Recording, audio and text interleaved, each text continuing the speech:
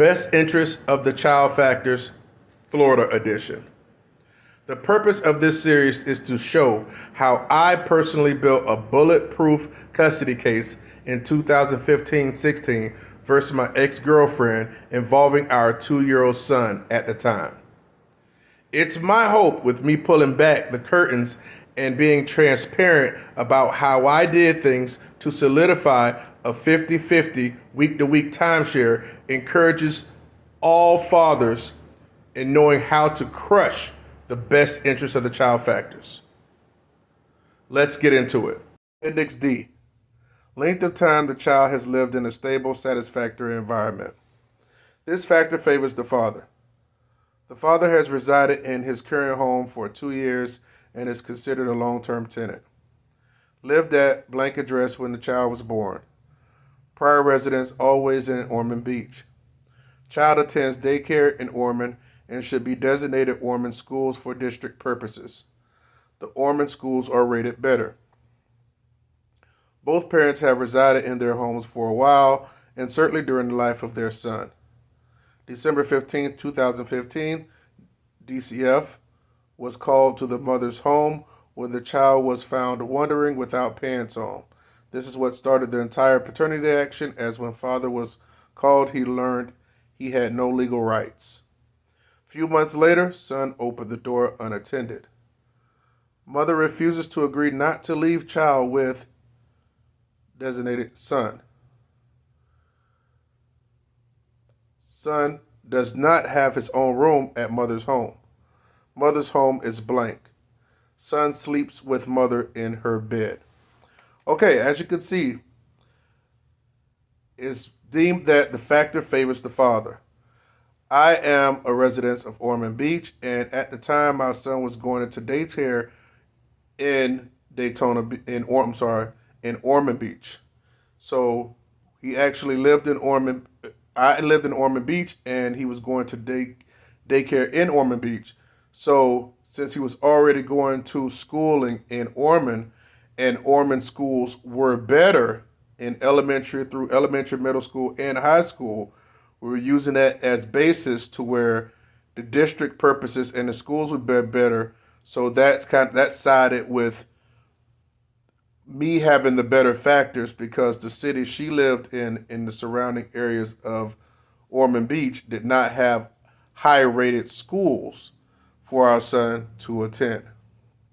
Okay, so but we're gonna jump right to number 8, and this was the whole meat and potatoes of the court action that I initiated, because on December 15th, 2015, which was actually 10 days before Christmas, there was an incident that happened at my ex's home when it was her day to actually take care, or it was her day for our son, okay? Because like I said before, I mentioned before, we were on a 4-3 schedule.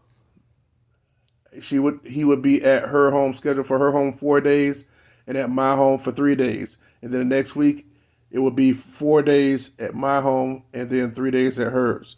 And even though when he was younger, or even when he was a toddler, infant or to a toddler, she would come to my home as we were still in a relationship,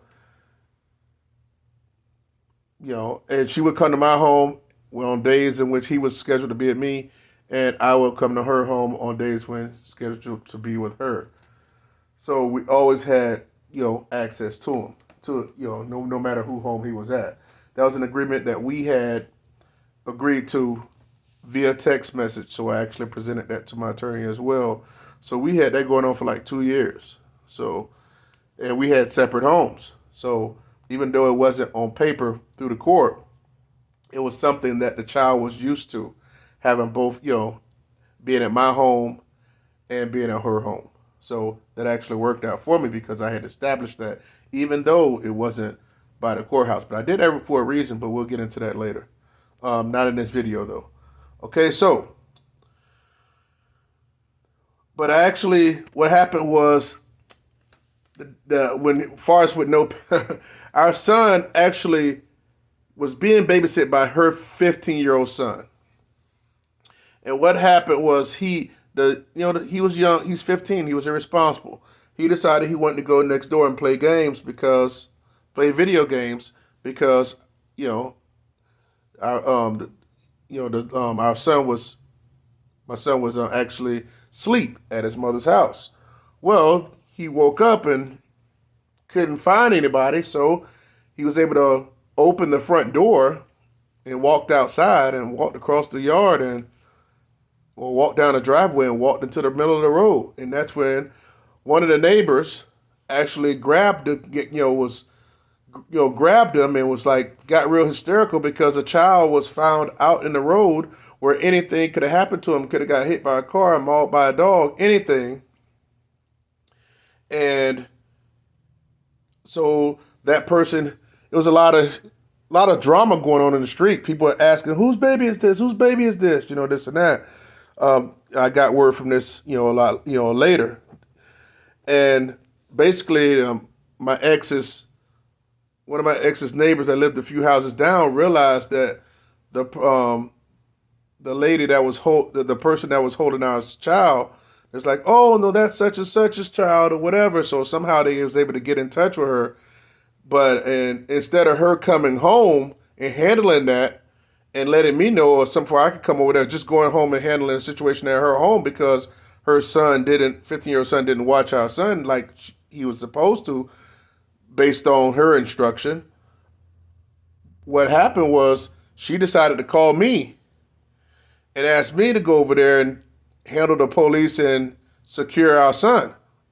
So of course I went and did it, but I was very troubled by that because even though she was at her second job, I'm like, why are you not coming home to handle the situation at your home that, obviously your son didn't,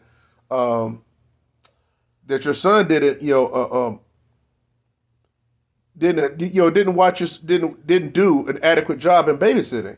So it was very difficult for me to process that you would choose staying at work over coming home to handle something like that to that degree of your home, because had that happened to me, let's say if my son was, that happened on my watch with my youngest son, I don't care what part of the job I was actually on, I would have freaking zoomed right to the house and took care of it.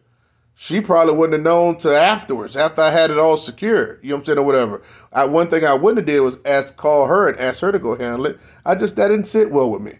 But anyway, I got there and I spoke to the police, and the police told me I secured my son. I put him on a diaper because he just had a shirt on. He didn't even have a diaper on, so that was another thing too. I mean, I understand he was in the house and was kind of, up in him. It was a little thing was going as far as getting him potty trained and stuff like that. But at the end of the day, he just walked outside with just a shirt on and no diaper on. So it was a very touchy situation. And I think the person that actually got him out of the road and stuff like that, it was a lot of drama going on. And so I went back to my parents' house where I was at first, and then she came and picked him up. So it was probably a day or two later, and I decided I was going to call and speak to her about it. But I said, no, let me not call and speak to her. Let me text her because, I was smart enough to be like, I'm going to make sure there's a paper trail. Long story short, I said, hey, listen, we need to have a talk. She's like, have a talk about what? She's very standoffish. I'm sure she already knew what we're going to have a talk about. So I was like, well, look, I just don't feel comfortable with you allowing your son to watch, our son, babysitting no more, or whatever, especially right now. For the time being, or something I said. She basically told me to piss up a rope. She told me that she was not going to punish him that way, and she was going to do what she wanted to do. So basically, not caring about my feelings, So I'm like, and I actually relayed that to her, and she was like, I'm not going to do that to him, blah blah blah blah. And I was like, well, you're talking pretty confident for something that something to this degree just happened. And she basically said that she called the shots. And that's what kind of stuck with me. And I'm like, wow, wait a minute. This coming from a person that already had 2 sons from a marriage and positioned myself to be the primary residential parent. Now I find myself to where, like, I think she knows something I don't know. Because she said that she called the shots. So I got in touch with my lawyer the next day, and I found out because I was unwed and I hadn't established paternity and had a custody order, that I didn't have any legal rights to the child. Although I was the father, I was not the legal father. Okay? This when I learned that birth certificates and all that type of stuff don't matter. Although I did not sign the birth certificate, because birth certificates do not give you legal rights to the child. You can Google that. Does birth certificates give you legal rights give a father legal rights? It would tell you no. I've made videos on that in YouTube shorts and everything else. So I did my research and I initiated custody and paternity action and had her served, and we started the whole court case. Cost me a lot of money, but if I had to do it all over again, I'll do it. But yeah, I learned I didn't have any rights, so I started learning why the system is the way it is, and I started to know and understand why so many men, unwed fathers, don't have their kids. But we'll get into that very soon. But this has nothing to do with that. I just wanted to let you know I found out a couple of days after December 15th, that I didn't have legal rights as a father because I was unwed when I had, when she had our child. Okay, so also a few months later, I went and to go drop something off or to pick up my son or something. And I run the doorbell, and once again, our young toddler opens the door as if he pays the mortgage there. No one was in the living room when he opened the door. And again, her kids were home, and I'm like, nobody's watching them. Anybody could have came to that front door, and he would open the door, and it could have happened. So I annotated that as well and put that on record. So again, she also didn't agree, like I stated before, that she wouldn't allow that I didn't want her son to watch our son and more. She basically still continued to let him babysit because she knew that would frustrate me and I wouldn't like that. But did I get up? Did I go popping a fuse and doing it, acting all crazy? No, I didn't, because I know as men we can't act like that because it would make us look bad. So I didn't do that. But I think there were still times in which she had him babysit, but maybe she got on her son a little bit and told her, maybe stressed the importance of him not messing up again. But at the end of the day, still, if that were me and that happened on my side, and my youngest son did that, well, my teenage son had did that, I wouldn't have let him. I would have never let him do that again, especially for the near future, anyways. But that's just me. We all do things different. Okay, so our son does not have his own room at his mother's house, but he had his own room at my house. I wish I could show y'all his room. Oh my gosh. When my oldest son graduated high school, he had just graduated high school, and I told him, I say, son, all right, I got this court stuff going on, with your brother mama, I told him, look, so in 2 weeks, your room going to be his room. So he ended up going out to the workforce and everything, and, being an adult, got his career going on. And I transformed his room, got a nice little, I don't know if y'all remember that Cars is called, the Cars movie. It was a Cars little toddler bed. Had that in there. It was a basketball goal, the little Tykes basketball goal with the orange basketball, his toy box. He had 2 dressers in there. He had his own closet. He had a little flat screen little TV, 25-inch on it, on the TV right there on the dresser. He had posters all on the wall. I wish I'd have had a room like that when I was 2 years old. I'm telling you. But he was all laid out. I had pictures of that. So guess what? That showed the living conditions he had at my home. Okay? Even before he had his own home, he had a crib at my house, just like he had at his mom's, but he slept in his crib. At his mom's house, he didn't sleep in the crib because he always slept in the bed with his mom, like it shows here on number 13. Because that's all she did was have like clothes and stuff thrown all over the crib, but he never slept in it. I know this because there were times I went over there to pick him up or drop off something, and if her kids were there, I'll make it like I got to go in there and use the bathroom, And I'd go in there and I would take pictures. I would take pictures like once every 2 weeks of her room and, you know what I'm saying, and stuff like that, and the living conditions in there. And I would show my legal counsel. So, yeah, that's why, let's just say when it says in 12, it says mother's home is, let's just say mother's home is not tidy, but that wasn't the word that was put there. And it was not pleasant to think, you know, it wasn't pleasant.